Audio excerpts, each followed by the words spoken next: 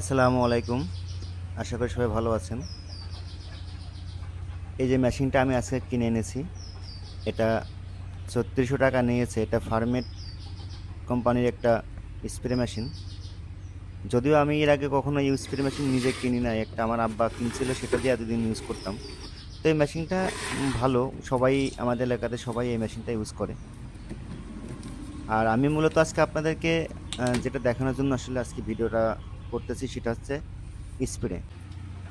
আমি আজকে অ্যান্ট্রাকল এবং এর সাথে আমি আমার বেগুনের জন্য, যে বেগুন আসলে প্রচুর পরিমাণে ফুল এসছে এবং এই ফুলগুলো আসলে ঝরে যেতে না পড়ে এবং যাতে পোকা না লাগে, তো সেজন্য আমি আসলে আজকে এই স্প্রে করব। এবং আমি এনেছি হচ্ছে ভারাটি ভারাটি ম্যাগ এনেছি। এটা সিনজেন্টার। এটা ৳১৯০ বডি রেট আছে। ১৮৫ থেকে ১৮০ টাকা আপনাদের দাম নেবে।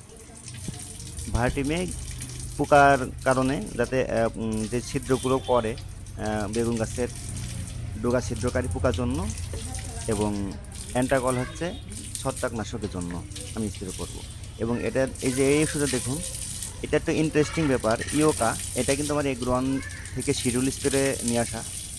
আর এগ্রোয়ানের এই ওষুধগুলো কতটা নিম্নমানের, প্যাকেজিংটা দেখুন, মানে বোতলটা দেখুন। আমার ঘরে কিন্তু আমি জাস্ট রেখে দিয়েছিলাম এবং রেখে দেওয়ার পরে আমি আজকে যখন ওষুধটা বের করতে গেলাম তখন দেখতেছি যে এই যে মুটকিটা এইভাবে উপর থেকে কিন্তু বের হয়ে গেছে। এইটা কেন বের হয়েছে আমি জানি না। তবে এটা যে আসলে বোতলটা একেবারেই নিম্নমানের সেটা বোঝা যায়। তো আমি আসলে এই ওষুধটা আজকে দিতাম না, তবে দিতে বাধ্য হচ্ছি, কারণ এই ওষুধটা কিন্তু ঝাঁকি দিলেই কিন্তু পড়তাছে। মানে কাত হয়ে গেলেও কিন্তু সব ওষুধ পড়ে যাবে। ওই যে উপর থেকে যেটা পড়ে গেছে ওই দেখুন, আমি আপনাদেরকে দেখাবো, দেখুন কিন্তু পড়ে যাচ্ছে। তো আমি আসলে বাধ্য হয়েছি এই ওষুধটা আজকে দেওয়ার জন্য।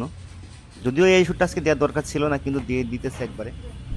তো আমি আজকে আপনাদেরকে বলবো যে আপনারা যারা, আবারও বলি, যারা এগ্রোয়ান থেকে ওষুধ নেওয়ার কথা ভাবতেছেন, শিডিউল স্প্রে নেওয়ার কথা ভাবতেছেন, ভাই আমি প্রতিটা ভিডিওতে বলার চেষ্টা করি আপনারা কখনোই কোনো কোম্পানি থেকে শিডিউল স্প্রে নিয়েন না। তো যাই হোক, আমি চলে আসলাম আমার বেগুনের জমিতে। আর আমি আজকে মূলত আপনাদেরকে একটা জিনিস সবথেকে ভালো করে দেখানোর চেষ্টা করব, বোঝানোর চেষ্টা করব।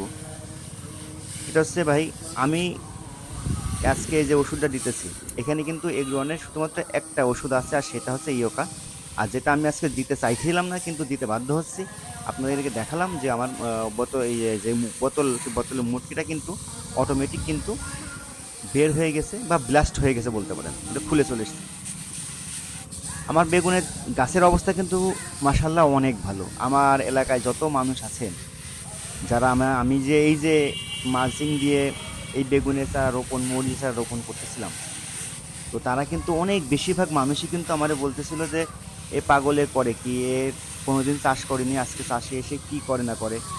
তো আমি আসলে তখন অনেক এক কথায় বেশি বেশি এগ্রনের প্রতি আস্থা ছিল আমার। আমি এগ্রনের কথা শুনে, এগ্রনের ভিডিও দেখে যেহেতু চাষে এসেছি, তাই এগ্রনের প্রতি আমার একটা আস্থা ছিল। আর সেই আস্থাটা আমার এখনও আছে, শুধুমাত্র চারা এবং তাদের জাতের উপরে। তাদের যে মরিচ বেগুনের জাত, এই জাতটা কিন্তু আমার কাছে মনে হচ্ছে এখনও পর্যন্ত, আমি কিন্তু একটা দিনের জন্য কিন্তু বদনাম করি নাই যে এই ধরনের চারা বা বীজ ভালো না, অনেক ভালো আমি এখনও পর্যন্ত দেখতেছি। আমার এই যে বেগুন গাছ, এই বেগুন গাছের বয়স আজকে ২৯ দিন। আর ২৯ দিনে আমার বেগুন গাছে যে পরিমাণ ফুল এসছে, মানে আমি আসলে নিজে রোপণ না করলে বুঝতামই না যে কি পরিমাণ ফুল। এবং আশা করি আগামী ১৫ থেকে ২০ দিনের ভিতরে আমি কিন্তু আমার এই বেগুনের গাছ থেকে কিন্তু আমি হয়তোবা হারভেস্টও করতে পারবো বেগুন। যদিও বেগুনের দামটা এখন মোটামুটি বেশ ভালো, খুচরা বাজারে প্রায় ৫০-৬০ টাকা করে কেজি, এবং পাইকারি বাজারে হয়তোবা ৩৫-৪০ টাকা কেজি। এবং এগ্রোয়ানের এই বিগ বস জাতের বেগুনটা আমি কিন্তু অনেক আশা এবং স্বপ্ন নিয়ে কিন্তু এই বেগুন এর চারাটা কিন্তু রোপণ করেছি, এবং সেই অনুযায়ী বেগুনটা কিন্তু এখন পর্যন্ত বেগুন গাছের অবস্থা বেশ ভালো। প্রতিটা গাছে কিন্তু ১০, ৫, ১৫টা পর্যন্ত কিন্তু আমার ফুল আছে, এবং বেশিরভাগ গাছে কিন্তু ফুলগুলো ফুটে গেছে। আমি দেখতে পারতেছেন পুরো জমিটা কিন্তু ক্লিন করেছি একেবারে, কোনো আগাছা নাই, এবং কোনো রকম আপনারা দেখবেন গোড়ায় কিন্তু বড় বড় পাতা নাই, বেশ কিছু বেশি অর্ধেকের বেশি জমিতে আমি নিজেই গোড়া পাতাগুলো পরিষ্কার করেছি, এবং যেই কুশিগুলো থাকে নিচ থেকে যে কুশিগুলো বের হয় গাছের, সেই কুশিগুলো আমি পরিষ্কার করেছি। আর অল্প 2 থেকে 5 লাইন মতন আমার হয়তোবা বেগুনের পাতা এবং কুশি আমি পরিষ্কার করতে পারি না এই সময় স্বল্পতার কারণে। আসলে আমি যেহেতু স্প্রে করবো সে কারণে আমি আসলে আজকে আর এটা করি নাই।